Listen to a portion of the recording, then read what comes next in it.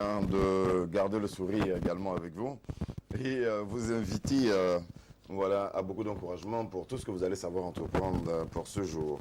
Mais comme parfois les bons matins savent nous l'enseigner, il est d'usage parfois de partager des sujets d'intérêt très tôt, des sujets qui peuvent nous instruire pour la journée et pour les jours à venir certainement. Alors si nous prenons ce mercredi comme un début de semaine, nous aurons jusqu'au mercredi prochain, cette semaine pour porter et continuer de réfléchir sur ce sujet, le mariage et l'argent. Qu'en est-il aujourd'hui? Le professeur est de retour, il est avec nous, professeur Fatoumbi, bonjour. Bonjour. Le mariage et l'argent. Alors quand on parle de mariage, on parle généralement d'amour, on parle d'affection, on parle d'union sacrée.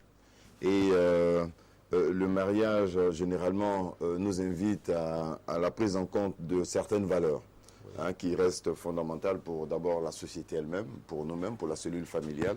Et malgré tout ceci, l'argent, depuis sa création, l'argent s'est imposé de lui-même dans tout ce que nous entreprenons, le mariage et l'argent. Est-ce que d'abord, cela rime, mariage et argent? Oui, cela rime. L'argent, c'est un moyen et non une fin. Mais pour bien comprendre le thème, c'est-à-dire le mariage et l'argent, il faudrait qu'on voit d'abord les choses sur le point symbolique.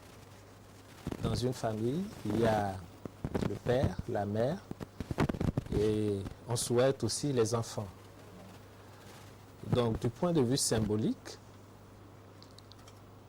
l'homme va jouer au sein de la famille le rôle du soleil et la femme va jouer le rôle de la terre. Le soleil, c'est l'énergie. Et très souvent, on dit aussi que l'argent, c'est de l'énergie. Et la terre est chargée de transformer cette énergie-là. Donc, du point de vue symbolique, nous pouvons dire que tout ce qui doit permettre à la famille de vivre, de subsister, doit venir de l'homme. C'est-à-dire c'est l'homme qui, de par son imagination, de par son désir de bâtir un foyer solide et stable, doit tout faire pour chercher les moyens et les donner à sa famille. La femme, elle est chargée de transformer cet argent, d'acheter ce dont il a besoin pour nourrir les enfants et nourrir toute la famille. Bien sûr, la société a évolué. Aujourd'hui, les femmes travaillent aussi. Donc, du point de vue de la contribution financière au sein de la famille, on peut demander à la femme de contribuer. Mais du point de vue symbolique, nous disons que ce n'est pas une obligation. Ce n'est pas pour la femme. Pour la femme. Mais pour l'homme, c'est une obligation. Ce qui est l'obligation pour la femme, c'est de veiller à la source de cet argent. Parce que les enfants qu'elle va donner, qu'elle a, elle ne doit pas nourrir ses enfants avec de l'argent qui n'est pas propre. Si elle accepte et elle nourrit ses enfants avec de l'argent... Attention, on va utiliser le mot. Elle ne doit pas nourrir ses enfants avec de l'argent qui n'est pas propre. Oui. Pour une femme qui est mariée. Oui, oui. Voilà. Alors, c'est-à-dire de l'argent volé. De l'argent volé, de l'argent détourné, extorqué. On ne peut pas nourrir les enfants, le corps de nos enfants, entretenir ces enfants, et même la mère et le père aussi, avec de l'argent qui n'a pas... Les exemples sont nombreux, c'est-à-dire l'argent qui doit te revenir. Toi, professeur Fatoumbi, si cela passe par moi et que moi je le détourne, et moi je l'utilise à d'autres fins, et par ricochet, c'est-à-dire que toi tu n'en profites pas. Non, c'est pas ça. C'est-à-dire, si moi je m'en vais barquer les voitures, voler de l'argent et que je l'amène au sein de mon foyer pour nourrir la famille, ces enfants n'ont pas un avenir certain. Parce que c'est de l'argent obtenu sur des bases incertaines. Non, mais l'argent aussi qui était destiné à toi, par exemple, si moi je le prends, toi en tant que... Je l'utilise, c'est-à-dire soit en tant que ton collaborateur, je l'utilise et je ne te le remets pas, par exemple. Oui, mais cet argent, ça n'a rien à voir avec ma famille. Moi, je parle de l'argent. Oui, moi je l'utilise avec ma famille, par exemple. Ah Voilà. oui, mais là, c'est pas bon. L'argent qui t'est destiné, je le prends et moi je l'utilise au Ça, profit c'est de ma pas famille. bon pour ta famille. Parce que ce n'est pas le fruit de ton travail. Tout argent doit être le fruit d'un travail, c'est-à-dire, l'argent, c'est une sorte d'échange. Je rends service à quelqu'un et comme j'ai rendu service de façon légale, la personne me paye en retour avec de l'argent. Donc, de cette façon, si nous nourrissons, c'est la femme qui doit veiller à cela.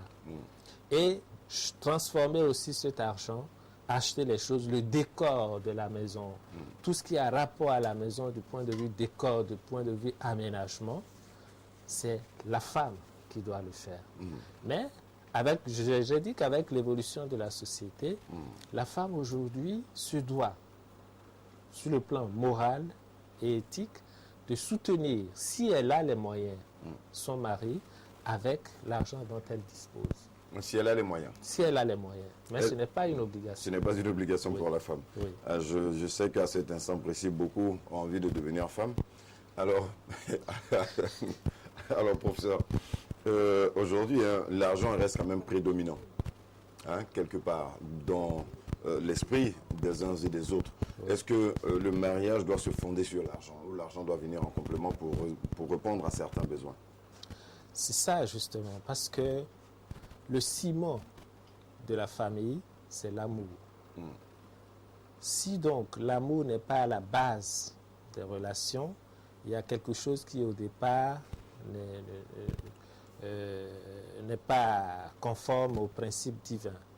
Donc à partir de ce moment où aujourd'hui la femme va épouser un homme rien que sur la base de l'argent, je pense que c'est déjà un point de départ qui montre que un jour, et ça peut arriver, si cet argent disparaît, ça veut dire que l'amour aussi disparaît. Et donc, une famille dans laquelle il n'y a pas l'amour, je pense que cette famille est vouée à l'échec. À l'échec. Oui. Allô? Allô, bonjour, monsieur. Oui, bonjour. Pourrais-je avoir votre nom, s'il vous plaît? Madame Tété. Madame Coco, hein? Tété. Madame? Tété. Tété. Tété, hein? D'accord. On vous écoute, Madame Tété. J'aimerais savoir si je connais pas la source de l'argent. Là, vous pouvez parler un peu fort, Madame Tété? J'aimerais savoir Oui, si je ne connais pas la source oui, de l'argent. oui. Parce que mon mari, je connais la fonction de mon mari. Oui. Mais l'argent qu'il amène à la maison, je ne peux pas savoir si c'est l'argent de son travail ou autre chose. Oui. En utilisant cet argent-là à la maison, ça agit toujours sur les enfants. Alors, votre question porte sur la connaissance de la source de l'argent que votre mari ou votre époux doit pouvoir emmener à la maison. Voilà, j'ignore la source. Est-ce que cela peut avoir une influence négative sur mon enfant, comme le dit le monsieur? Alors, la question peut se poser sur deux volets, hein. Souvent, vous, en tant qu'épouse ou mère, vous savez la source ou la provenance de cet argent. Et sous un autre volet, vous l'ignorez aussi. Parce que, voilà. Le mari peut être, par exemple, je ne vous indexe pas, un journaliste. Oui. Donc je suppose qu'on vit de ce métier. Oui. Voilà. Mais en allant au travail, il peut y avoir des activités parallèles. Oui. Mais j'ignore. Est-ce que quand cet argent-là viendra à la maison, Oui. on va l'utiliser? Est-ce que cela agira sur les enfants? Ok, Madame Tété, restez avec nous. Voilà. Oui, et c'est pourquoi je dis que le rôle de la femme, c'est de veiller à la provenance de cet argent. De toute façon, vous allez rester au sein de votre foyer pour plusieurs années. Quelles que soient les circonstances, le mari ne peut pas cacher pour un long moment la source de ces financements. Mais la femme aussi joue le rôle de conseillère. Elle joue le rôle de conseillère de celui qui, par ses idées, par tout ce qu'elle fait, essaie d'amener son mari à ne faire venir au sein du foyer que de l'argent propre. Nous insistons là-dessus parce que très souvent on voit, oui, la femme, elles aiment beaucoup l'argent. Oui, le rôle de la femme, c'est de veiller à son rôle, c'est le présent. C'est-à-dire, il ne faut pas que la femme soit inquiète. C'est la femme qui va transférer aux enfants cette assurance. Et si l'assurance manque, vous allez voir que les enfants devenus adolescents ne seront pas sûrs d'eux-mêmes. Ok, on va privilégier nos appelants. Allô, bonjour. Oui, bonjour. Oui, votre nom, s'il vous plaît. C'est Kouné Karidja. Monsieur Kone Diakaridia. Oui.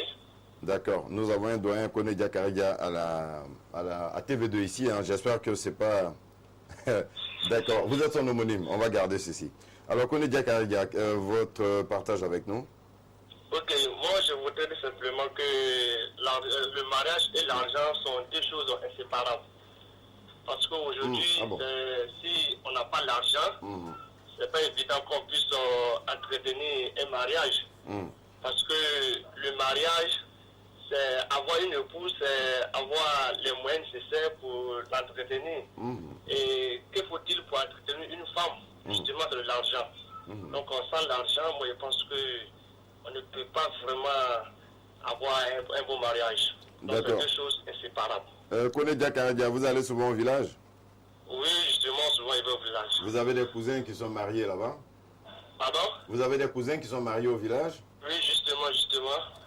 Et pourtant, ils ne travaillent pas en entreprise, hein. Ils vont avec leur femme au champ, bon, ils ont moins de soucis d'argent. Écoutez, même au village même, c'est vrai que l'argent n'est pas vu en termes matériels, mais nos parents disposent des ressources telles que les vivriers.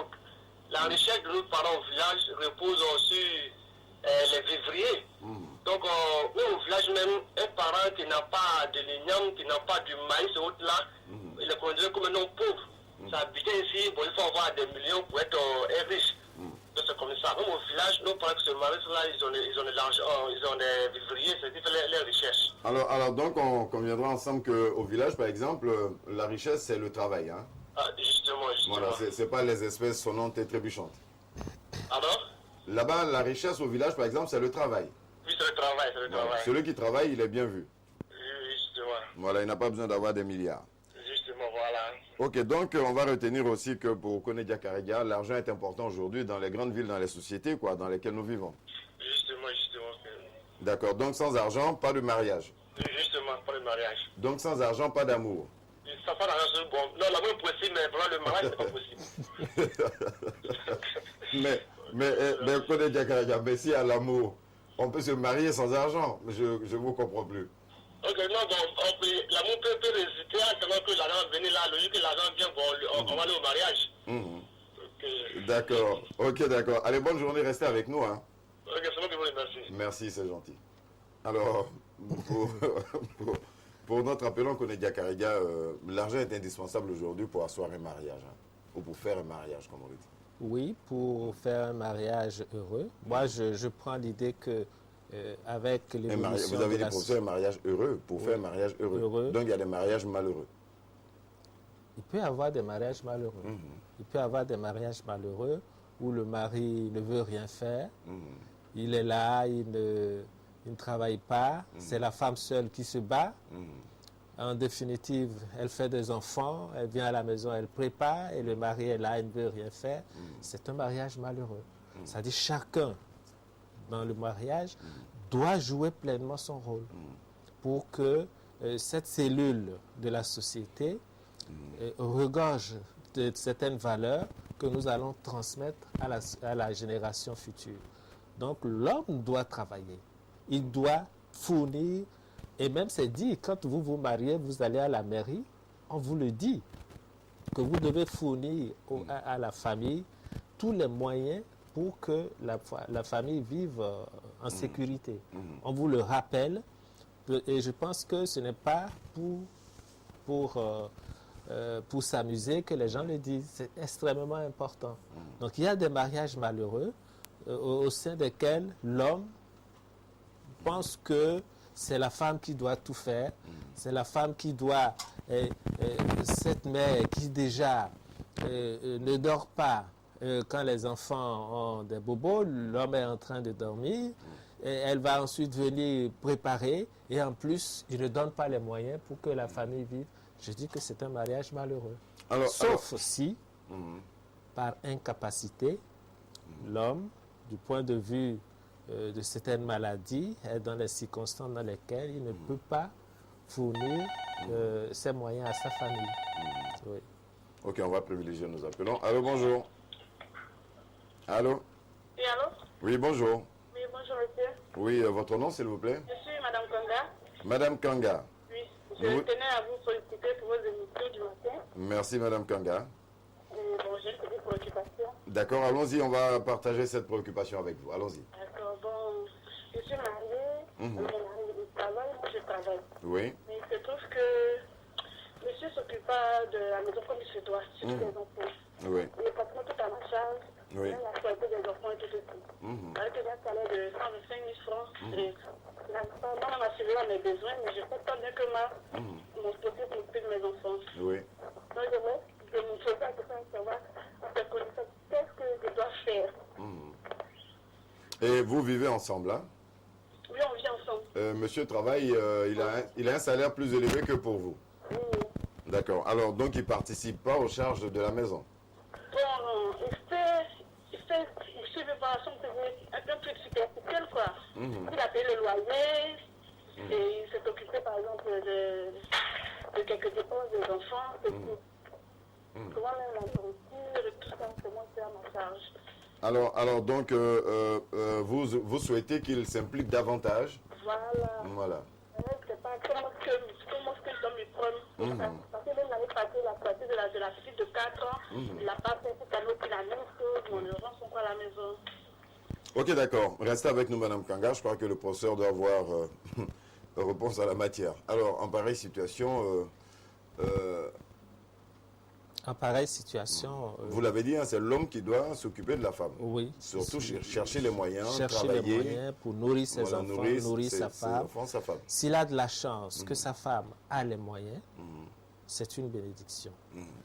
Et par contre, je dirais que la téléspectatrice qui vient d'appeler, Madame Kanga, doit faire usage de tout son charme, de toute son imagination, pour amener son époux à coopérer.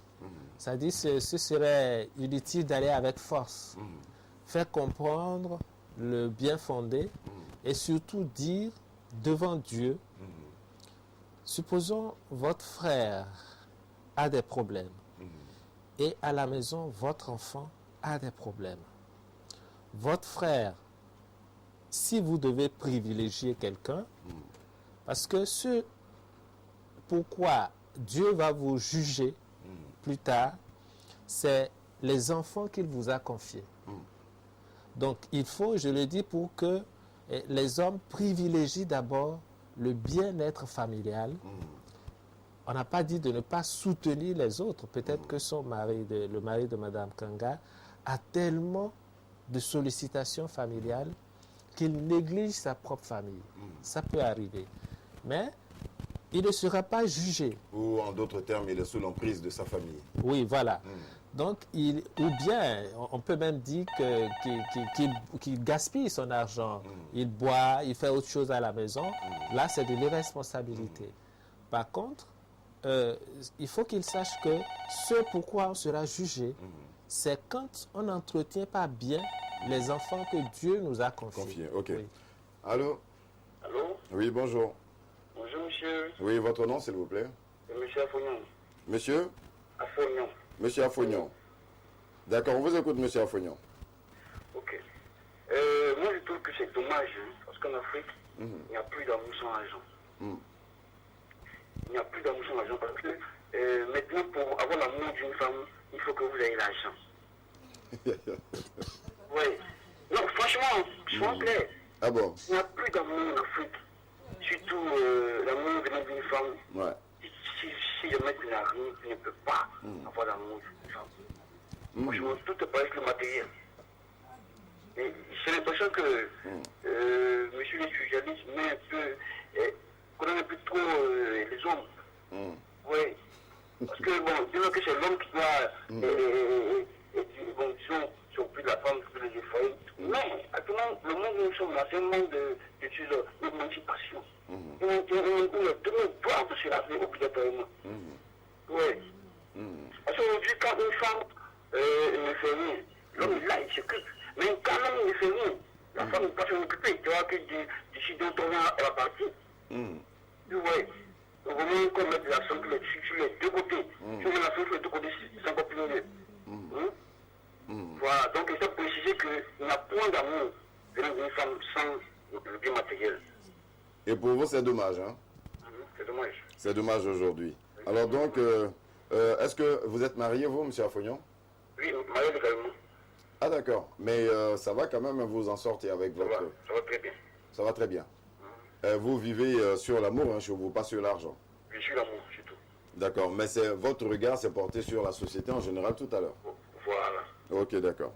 Ok, allez, merci.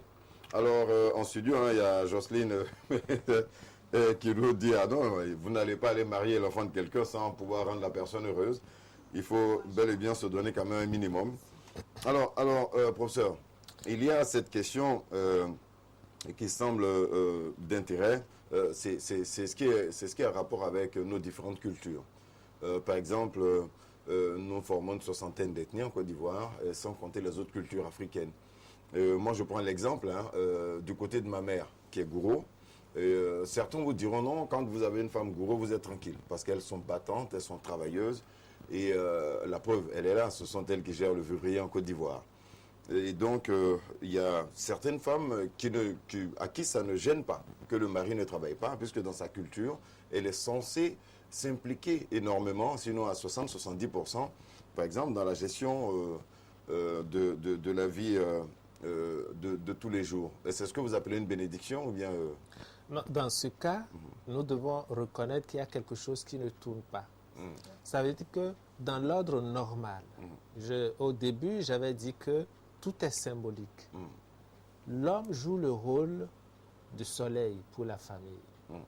Et la femme joue le rôle de la terre, de la sécurité.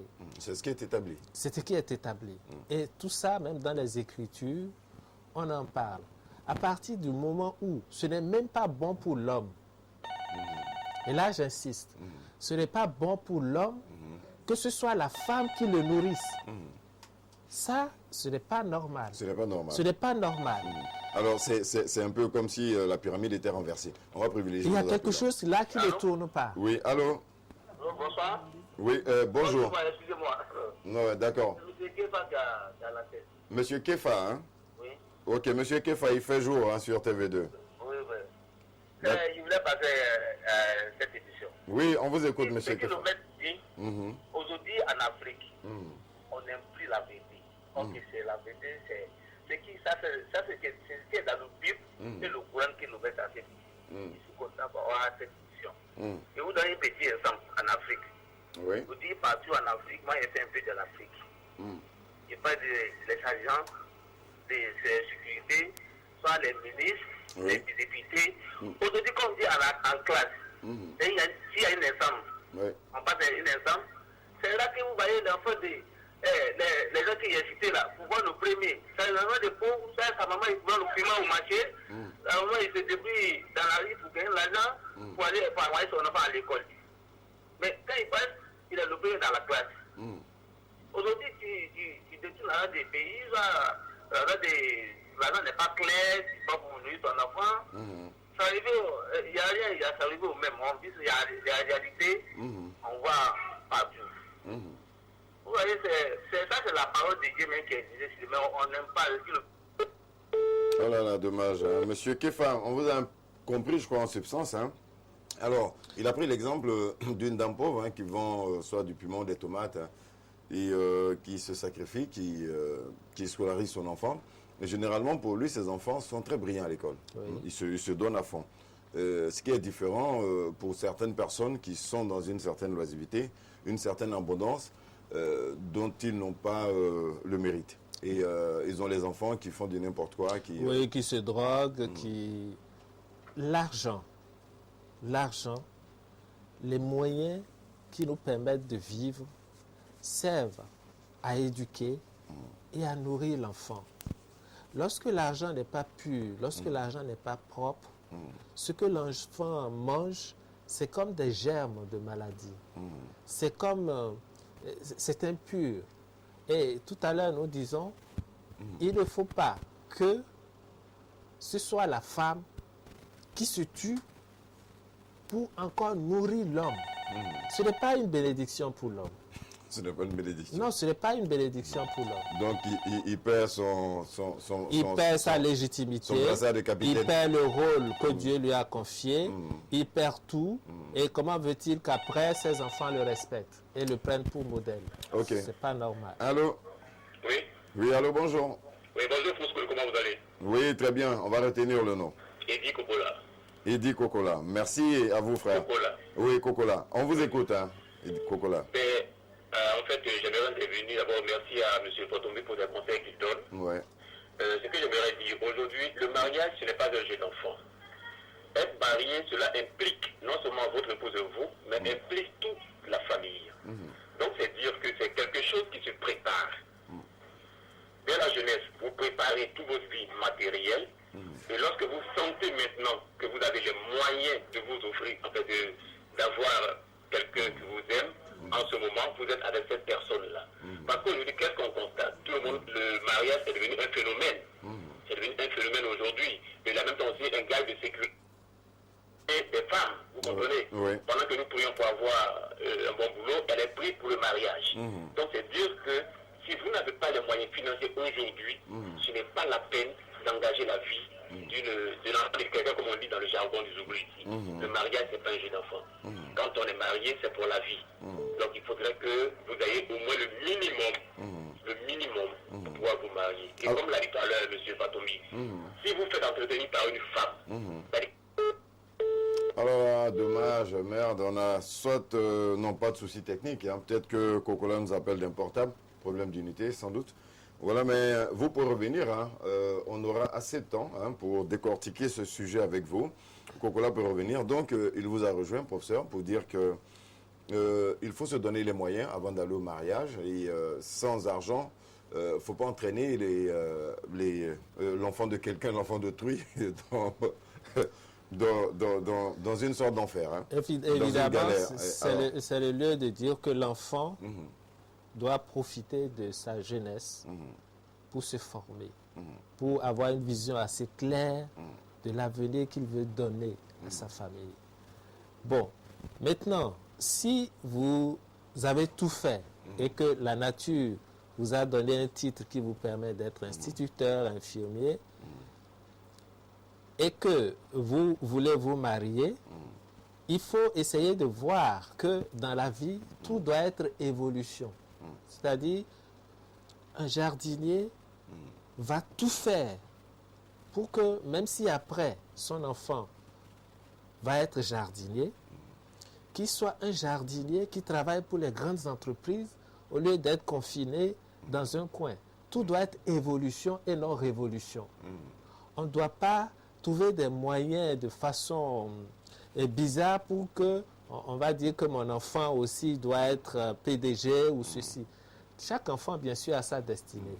Mais il faut faire les choses doucement, pas à pas, en donnant à sa famille les moyens, mais de façon naturelle et légale. Alors, professeur, à vous entendre, hein, parce que nous avons des millions de téléspectateurs qui nous suivent, c'est dire que certains sont condamnés. Par exemple, parce que tout le monde n'est pas ministre, tout le monde n'est pas président, tout le monde n'est pas directeur de société, tout le monde n'est pas ceci. Et les salaires en Afrique, on sait à peu près ce que c'est. Il faut faire des économies. Pendant ce temps, on appartient à une génération où l'âge avance dans le temps. Donc, on a un besoin de vivre tout ce que, par exemple, nous devons vivre depuis la puberté, ainsi de suite. Alors, au nombre de tout ceci, c'est dire que ceux qui n'ont pas les moyens sont condamnés à ne pas se marier tant qu'ils n'ont pas les moyens. Est-ce cela? Ou bien les exemples qui nous ont tant nourris depuis des années jusqu'à ce jour, ne doivent plus être des exemples parce qu'on a vu des parents partir de rien, des personnes s'aimer véritablement. La femme se lève, elle va au marché. Le monsieur, il va au port, il s'investit dans son petit boulot. Il continue soit de prendre ses cours, ainsi de suite. C'est ce que je dis. Ils arrivent à fonder, ils ont fondé de très grandes familles comme ça en Afrique. Une vie noble. Ça, c'est une vie noble. C'est-à-dire la femme ne s'assoit pas, mon mari n'a rien, bon, donc on ne peut pas vivre, on divorce. Voilà. Donc, parce qu'il y a ce qu'il faut qu'on dise aussi aux téléspectateurs. Il ne faut pas qu'ils pensent que l'homme doit aller tout chercher, la femme assise tranquillement à la maison. Allô, bonjour. Allô, bonjour, monsieur. Oui, votre nom, s'il vous plaît?